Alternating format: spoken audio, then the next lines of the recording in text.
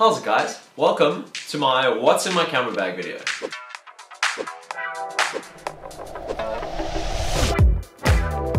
For those of you that don't know me, I'm a photographer and a YouTuber or vlogger or filmmaker or whatever you want to call it. I don't take my filmmaking too seriously. My vlogs are more light-hearted, but I take my photography relatively seriously and I do use it as a source of income. So technically I think that makes me a professional. Okay, let's get started. I'm not sure how long I can sit with my legs crossed, so this is going to be a relatively quick video. Okay, first off, what bag are you using? This is a DEETS backpack that is designed for carrying camera gear. I don't know what the model name is, but I was kindly lent it, almost on an indefinite basis, from my good friend Mr. Ben Brown. He is actually the person that got me into filmmaking and photography, so I'm putting his links in the description down below. What does it look like inside? Okay, it is a bit of a mess because I've sorted it just for the purpose of this video and not for actually traveling. That's what you kind of got inside. You've got all these little panels. You can take them out, move them around. There's Velcro all around the inside and you can kind of just readjust the panels how you want them. Then on the outside, you've got two pockets on this side, one pocket on this side. And the nice thing about these two bottom side pockets is that they actually open in opposite directions. Well, they open in the same direction, but they face opposite directions. So you can have one pocket that opens nicely when your bag is face up, and you've got one pocket that opens nicely when your bag is face down. That means your things don't fall out, especially if you like to keep SD cards in your side pocket. This top pocket actually has some felt in it. I usually just keep my sunglasses or SD cards. I like to keep them in here. And then on the front, you've obviously got your clips here. You can put whatever, a jacket or something in there. And then in the front, you've got a nice sleeve, some space up here, and things to hold pens and stuff here. But I'll get into everything that's in here right now. What camera do you use? I hope this focuses for you guys, but that's my camera situation right there. I use a Canon 5D Mark IV. Hey. And currently on it, I'm using the Tamron 24-70mm. That is an f2.8 lens. I shoot the majority of my photos and the majority of my video on that. But otherwise, I do also have this guy, Sigma 35mm 1.4. Also, absolute beauty. This is the guy that I go to if I want that really shallow depth of field. Just a quick note for all the budding photographers out there looking to protect their lenses. This is a trick I learned from Ben Brown, is that on your lens, purchase one of these. Can you see? A clear ND filter. So this has no effect on the photos whatsoever, but it does mean that if I scratch the lens, I can just take this off, chuck it away, buy a new one, put it back on, as opposed to having to get the whole lens glass fixed, which will be way more expensive. In terms of other shooting equipment that I've got in here, I've got a GoPro Hero 4. I like to keep the squidgy attached on the back at all times because that allows you to use it in some BDSM. No, I'm kidding. This obviously means if I'm ever shooting in or near water and I drop it, it's going to float. It also works doubly as a mouth holder. Also right now, my everyday phone that I use to shoot sometimes, I hope you can see it, my iPhone 6s, it is currently taking audio, which is why I'm not flashing it around.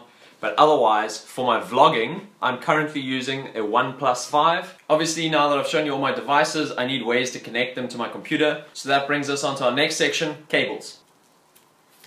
This little red guy right here is USB-C. That's perfect for the OnePlus. It uses USB-C. I believe the new iPhone as well as the new GoPros. We've also got a micro USB cable in here. That was useful for when I had my Samsung, but it also charges other things that take micro USB, obviously. I've got a mini USB cable. I'll show you why that's important later.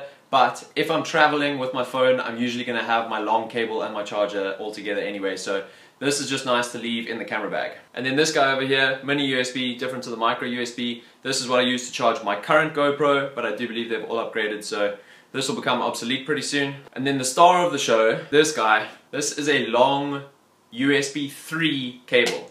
So this plugs into any USB 3 hard drives, and I think it might even plug into my camera as well. That's not how I transfer photos though, so that's why I don't know. But a long guy I would definitely recommend, especially over the short guy, just because when you're using the short guy, it limits your movement of your hard drive, and sometimes you want to pick your laptop up and move it around. Long guy gives you a lot more freedom, and it means that you've got way less disconnected hard drives when you're in the middle of a project or dumping photos. So it's also just a bit safer. Talking about dumping hard drives, that segues perfectly into my next segment, storage.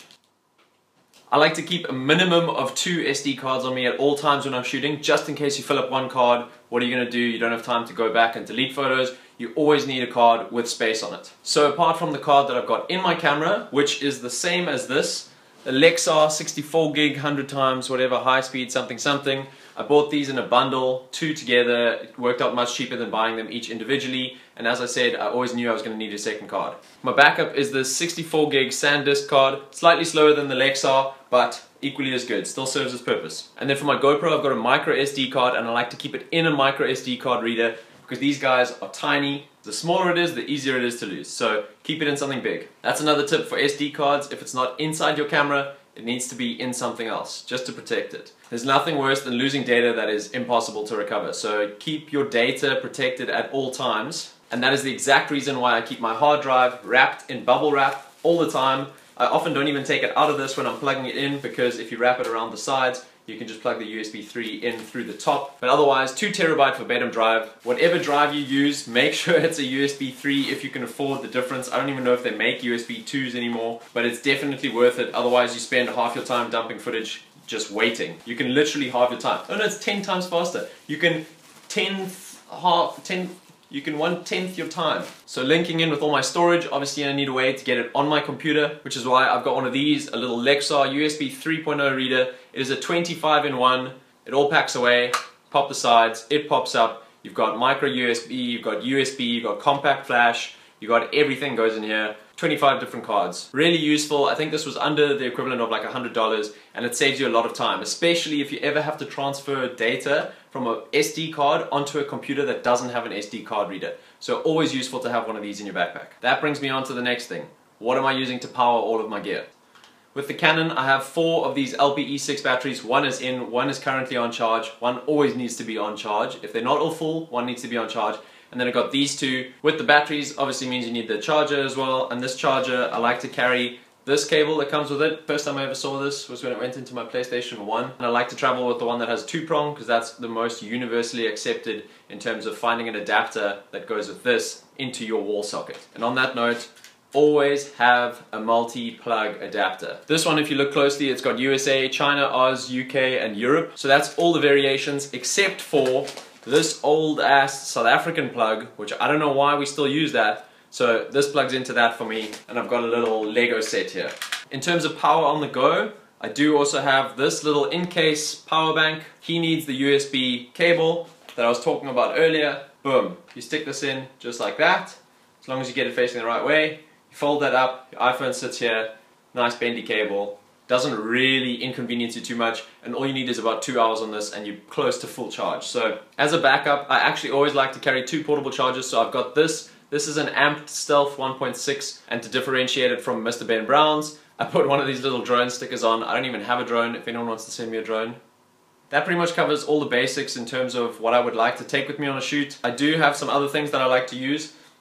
I've got this little, what is this guy called? This is a gecko pod. Now this is quite niche. Obviously this is only if you're shooting on your phone. Boom, just like that. If you check there again, you will see my big Joby Gorilla Pod. That pretty much covers all the basics. I've got a couple extras in here as well, which I wanted to show you. One of these never goes amiss. It's a little Wi-Fi modem, portable. You pop a SIM card in there and you can just use the data straight off of it. Creates a Wi-Fi hotspot. Very, very useful. This one actually doesn't belong to me, I need to return it, but I would love to have one of these in my camera bag at all times, especially when traveling. This guy, I do realize he is a little bit out of place, but it is a USB light. The thing about this is that you can pop it in your laptop if you want to work at night and you need some extra light, or he does also work as a flashlight. You pop it into your power bank, boom, got yourself a little light.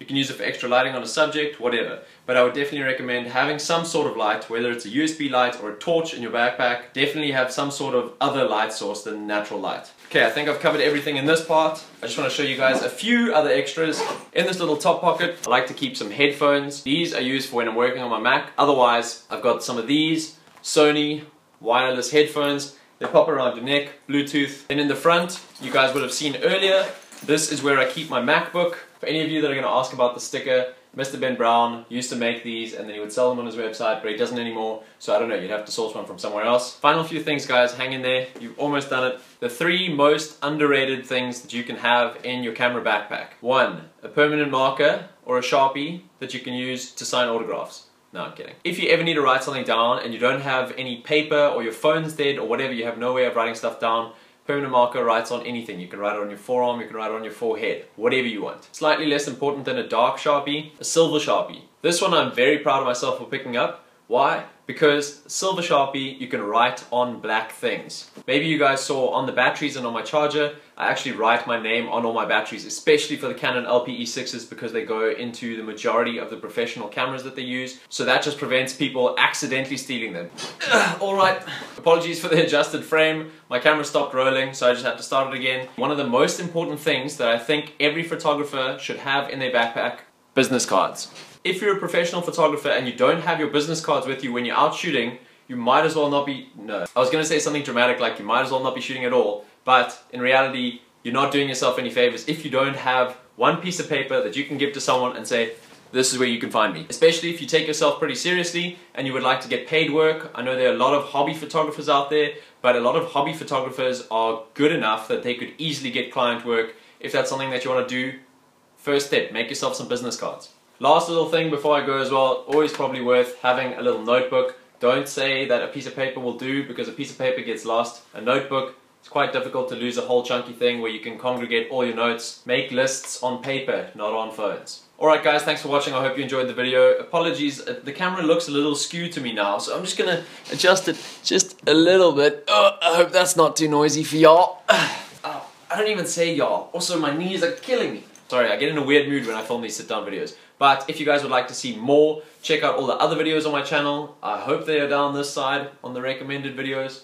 Otherwise, I'm going to make a little playlist for you guys where I will put all my vlogs where I do behind the scenes of my Instagram shoots. So go check those out if you're interested. Just a heads up, they are vlogs containing Instagram bits as opposed to Instagram videos containing vloggy bits. But check them out either way, you never know, you might enjoy it, you might stick around. As for all my gear, I'm going to put all the details in the description. But I think I'm also going to make, I got emailed about a website called My Super Awesome Kits. If I get around to making a page where I've got all my stuff, I think it's like clickable and it'll take you straight to Amazon, and there's Amazon affiliate links. I haven't done too much investigation into it, but that'll be up there. If it is there, it'll be in the description as well. Other than that, thanks for watching guys. If you like this video, don't forget to go and like this video. You can also click on the subscribe button if you want to see some more. If you've recently clicked on the subscribe button or you clicked on it right now, also don't forget to turn on the bell post notification. Man, I really hope it's down in this corner because I'm just pointing. I hope this video helped you in understanding what I like to use, what might be necessary on a shoot, and maybe I've taught you something new